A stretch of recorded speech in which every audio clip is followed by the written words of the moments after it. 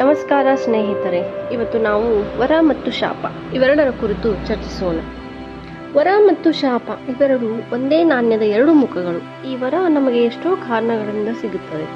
ಕೆಲವು ಸಲ ನಮ್ಮ ಶ್ರಮದ ಕಾರಣದಿಂದ, ಕೆಲವು ಸಲ ತಪಸ್ಸಿನ ಕಾರಣದಿಂದ, ಕೆಲವು ಸಲ ನಮ್ಮ ಪೂರ್ವಜರ ತಪಸ್ಸಿನ ಫಲದಿಂದ.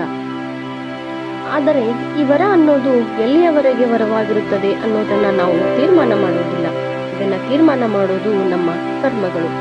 ಈಗ ನಿಮಗೆ ಉದಾಹರಣೆ ಕೊಡುವುದಾದರೆ, ಒಂದು ರೇಷ್ಮೆ ಹುಳನ ನೋಡಿ.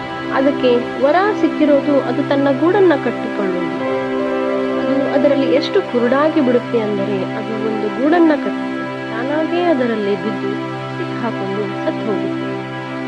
ತಾತ್ಪರ್ಯ ತಾತ್ಪರ್ಯ ಸರಳವಾಗಿದೆ. ಗರ್ವ ಪಡುವುದೇನೋ ಸರಿ, ಆದರೆ ಅಹಂಕಾರ ಪಡೋದು ಖಂಡಿತವಾಗಿಯೂ ಸರಿಯಲ್ಲ. ಒಂದು ವೇಳೆ ಅಹಂಕಾರ ಮನಸ್ಸಿಗೆ ಪ್ರವೇಶ ಮಾಡಿದರೆ ಆಗ ತಾನೇ ಒಂದು ವರ ಶಾಪ ಆಗೋದಕ್ಕೆ ತುಂಬಾ ಸಮಯ ಹಿಡಿಯುವುದಿಲ್ಲ.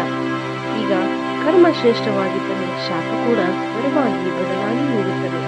ಹಾಗಾಗಿ ಬನ್ನಿ ಶ್ರೇಷ್ಠ ಕರ್ಮವನ್ನೇ ಮಾಡೋಣ. ಕೃಷ್ಣಂ ಶ್ರೀ ಜಗದ್ಗುರು ವಂದೇ.